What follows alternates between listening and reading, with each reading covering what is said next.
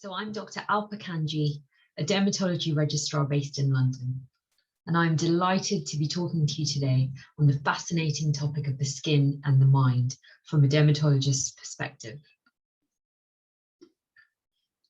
So here's a brief outline of my talk. I'm going to discuss the connection between the mind and the skin, initially thinking a little more about the physiology that is involved when these two organs interact. I will then delve a little deeper into what we see in the dermatology clinic. And this includes patients with primary dermatological conditions, where these can often have a huge impact on their mental well-being. I will also touch on a few conditions that primarily affect the mind, but which also present to dermatology clinics, as they can have manifestations in the skin. The subject of the mind and the skin is diverse and extensive. My aim here is to give you merely a whistle-stop tour and a flavour of some of the aspects of this. So the association between the mind and the skin has been extensively studied and can in turn reflect the connection between our mental health and physical health. Both the skin and nervous systems are inextricably linked. For a start, they arise from a common embryological origin, the embryonic ectoderm. The skin is the largest organ in the human body and has many functions. It is an organ of communication, and this is especially apparent in newborns, where the skin is the organ of attachment, as touch is important, particularly in the initial stages of life, and helps the newborn to form a connection with their primary caregiver, and this is important for healthy development of the child. The skin can reflect our emotions, such as when we experience feelings of embarrassment, we tend to blush.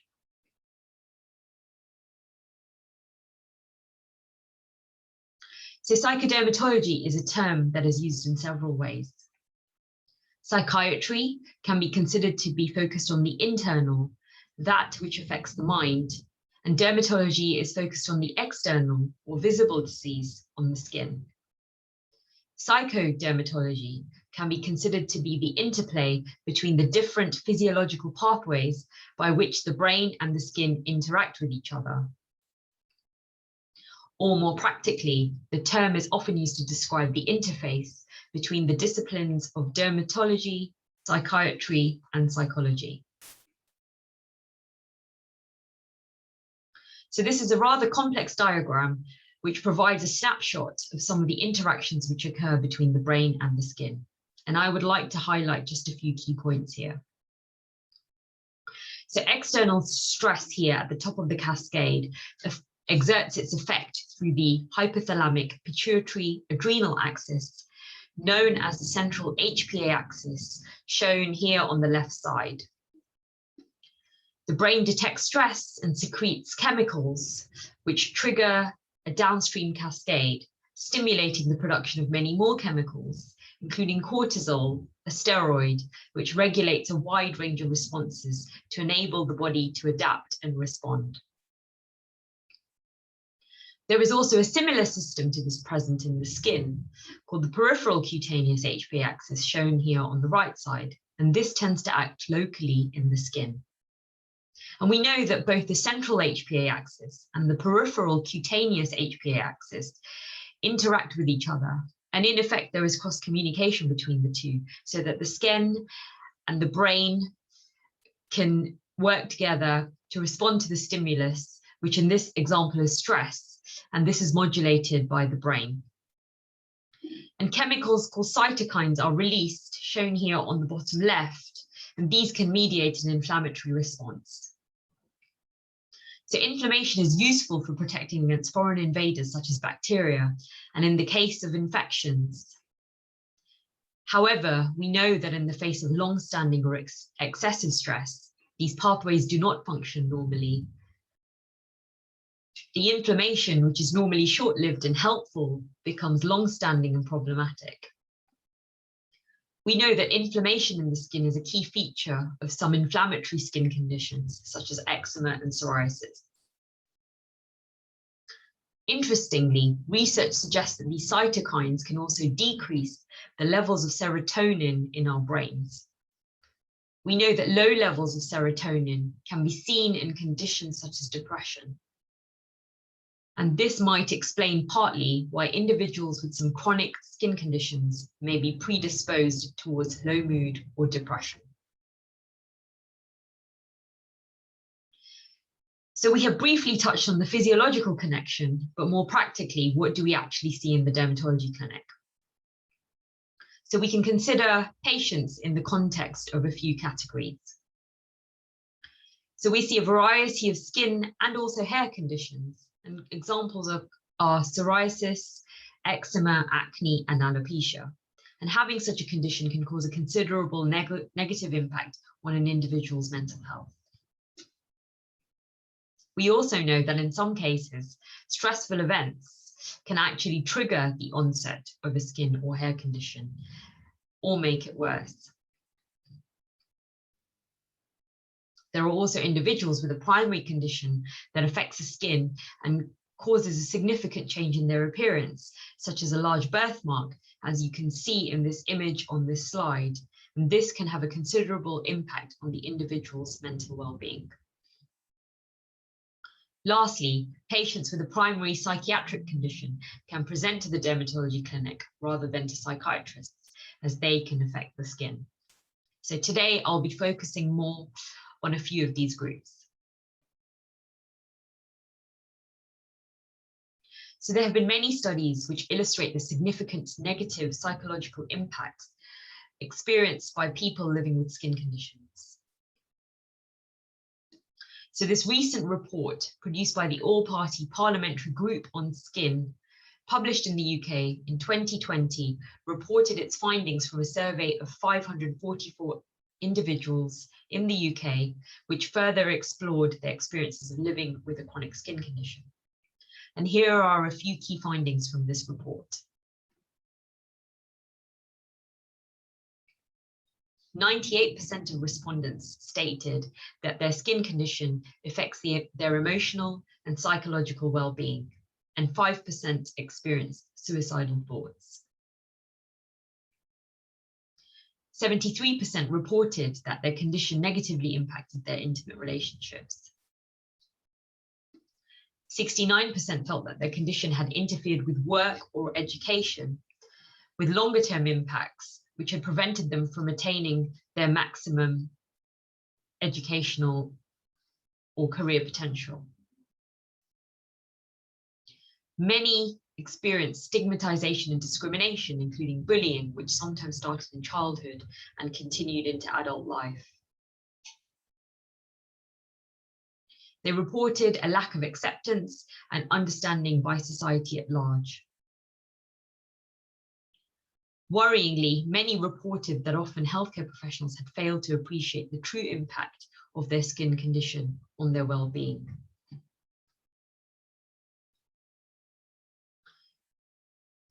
They perceived that healthcare professionals often lack the skills and resources to provide them with adequate holistic support, including looking after their mental health. On a positive note, those who did access psychological help reported a substantial positive impact. This report also detailed the lack of adequate psychological resources available to support dermatology patients in the UK. Support might take many forms, for example, counselling, habit reversal therapy to reverse repetitive behaviours such as scratching or picking of the skin, or commencing medication where needed after a psychiatric evaluation. These might all improve mental health in an individual living with a chronic, debilitating skin condition, enabling them to have a better quality of life and cope more effectively with their condition. We know that for the best outcomes, we must treat both the skin as well as the mind. There are various pathways where help can be accessed, such as referring a patient to specialist mental health services. However, these can be under-resourced and only available to patients deemed to have more severe mental health issues. The gold standard would be for patients to be seen in a psychodermatology department, where there is a multidisciplinary team and expertise in caring for these patients. Unfortunately, accessibility is poor. There are only 10 psychodermatology clinics in the UK, and some areas, such as Wales, have none. Children in particular may need access to such a service, as a childhood condition can have much longer-term impacts on mental health well into adulthood. Unfortunately, less than 5% of dermatology departments provide some level of paediatric psychodermatology service. Waiting times within the UK NHS are substantial, despite some patients needing urgent help. And this report is an urgent call for change so that better care can be provided to our dermatology patients. I would now like to change tack and move on to another interesting group that we see in dermatology, and those patients can be considered as having a primary psychiatric disorder, but typically present with a skin complaint. And the first of these conditions is dermatitis artefacta. So these patients present to dermatologists as they have a skin complaint, but this is actually self-induced. Individuals can do this for a range of different reasons. This may be attention-seeking behaviour, an emotional release from distress, or due to an underlying psychological illness. It tends to affect women more than men, and typically those in adolescence or early adulthood. The appearances of skin lesions varies depending on the method used to induce them. Patients can use physical means such as blunt objects or chemicals. Typically, the history that is provided tends to be vague. Lesions appear overnight or abruptly on otherwise normal-looking skin and are usually found on sites of the body which are easy to reach. And these images on the slide represent examples of dermatitis artefacta. Usually lesions look unusual, but are not consistent with a known condition. Usually patients deny damaging their skin and often lack insight. We tend to avoid being confrontational and try to remain non-judgmental. Input from a psychologist or psychiatrist is often helpful to address the underlying issue. Another condition we see in dermatology is delusions of parasitosis, also known as delusions of infestation. So a delusion is a fixed false belief that is not subject to reason and is maintained even with contradictory evidence. So here, individuals hold a single fixed belief that they are infested with living pathogens, such as bacteria, parasites, worms, mites, or fleas, or even sometimes with inanimate objects, such as fibers or needles. This delusion may also be shared by close family members or friends. Apart from this delusion, these patients may have an otherwise normal personality, but they can sometimes have a tendency towards social isolation. Delusions of parasitosis can also be associated with an underlying cause, such as a psychiatric illness, for example, depression or schizophrenia, recreational drug use, or be associated with an underlying organic cause, such as dementia. So further investigations are needed to rule out other causes. So these individuals typically describe sensations of itching, burning, crawling, biting, which may lead to skin mutilation as they attempt to dig out the perceived pathogens. And when examined, these patients typically have skin lesions where they have picked or scratched the skin. And sometimes extreme measures are taken to eliminate the perceived pathogen from the skin, such as the application of bleach. Patients sometimes bring specimens with them in boxes. They believe that they have caught the perceived pathogen, and this is called the matchbox sign. It can be important to acknowledge sensations that the individual is experiencing. We first tend to rule out a true infestation and then search for any underlying cause, but one isn't always identified. Antipsychotic drugs can be very effective, and we typically use these in much smaller doses than used to treat other disorders such as schizophrenia.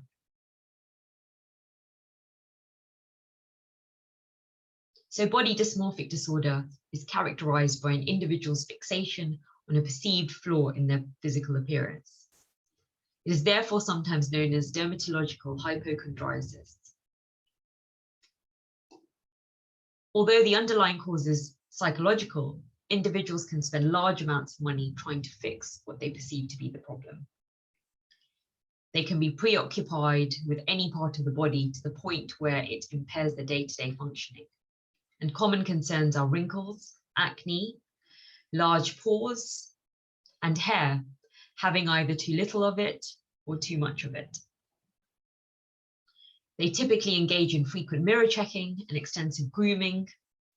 They seek numerous opinions for dermatologists and cosmetic doctors, and unfortunately are rarely satisfied with any treatment they receive. They will not accept that anything is wrong. There is often little insight and a reluctance to accept psychological help. The cause of this disorder is not well understood, but studies show changes in the brain concerned with both visual and emotional processing in those that are affected compared to unaffected individuals. Behavioral modification techniques can help to reduce compulsive behaviours such as skin picking, and interventions like CBT can help to improve self-esteem and identify distorted thoughts. Antidepressants may be helpful. Lastly, I would like to touch on a group of disorders which come under the umbrella term body-focused repetitive behaviours. There are several examples, and they tend to be associated with obsessive compulsive disorder. So trichotillomania is characterized by an irresistible urge to pull one's hair, resulting in hair loss. This is most common in the preschool years and in adolescence, as well as more common in females than in males. It may be a coping mechanism for stress and anxiety, and the hair puller may or may not be aware that they are doing this. So when examined, you typically see areas of hair loss affecting areas of the scalp, which are easy to reach by the individual's dominant hand, but can also affect eyebrows or other hair-bearing areas. Hair typically grows back once pulled, but if hair pulling is prolonged, the hair follicles can be damaged, leading to irreversible hair loss. It is important to exclude other causes of hair loss. A psychiatric evaluation can be of benefit, and behavioral therapies can be helpful, particularly in older children. Younger children can often grow out of this. Another repetitive behavior that we see is skin picking, as shown in the lower two images, which show examples of acne excoriae. Acne excoriae is a condition characterized by repetitive, uncontrollable desire to pick, scratch, or rub acne lesions on the skin. This behavior can cause significant distress and affect daily life. When examining the skin, you typically see lesions on easy to access areas of the body, most often the face, scalp, and upper back. Repeated picking causes ulceration and long-term scarring on the skin. Affected individuals often do not seek treatment, which can be due to a lack of understanding, awareness, or because of feelings of embarrassment. In helping these patients, we try to identify any underlying cause that could account for the skin picking, such as anxiety, and try to address this. Any existing acne should be treated. CBT or habit reversal therapy can help patients, as can medications such as SSRIs.